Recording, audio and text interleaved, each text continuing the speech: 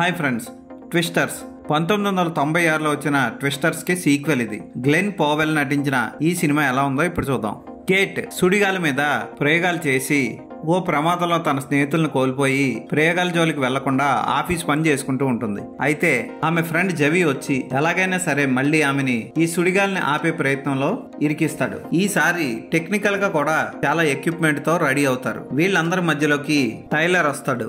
ఈ ముగ్గురు కలిసి ఆ సుడిగాలిని ఆపి ఓక్లహామాని ఎలా కాపాడారు అన్నదే సినిమా. చైనీస్ దర్శకుడు లీ ఐజాక్ చుంగ్ చాలా బాగా తీశాడు ఈ సినిమాని. విజువల్ ఎఫెక్ట్స్ చాలా ప్రధాన ఆకర్షణ ఈ సినిమాకి. విజువల్ ఎఫెక్ట్స్ అదిరిపోతాయి. ముఖ్యంగా సౌండ్ ఎఫెక్ట్స్ కూడా ధడేల్ అంటూ చెవులను మారు మోగించేస్తాయి. డెయిసీ ఎడ్గార్, గ్లెన్ పవెల్ నటన ఈ సినిమాకి ప్రధాన ఆకర్షణ. వాళ్ళ నటనతో కూడా కట్టి పడేస్తారు. ప్రసాద్ ఐమాక్స్ లాంటి థియేటర్లో చూస్తే వావ్ అనిపిస్తుంది ఈ సినిమా.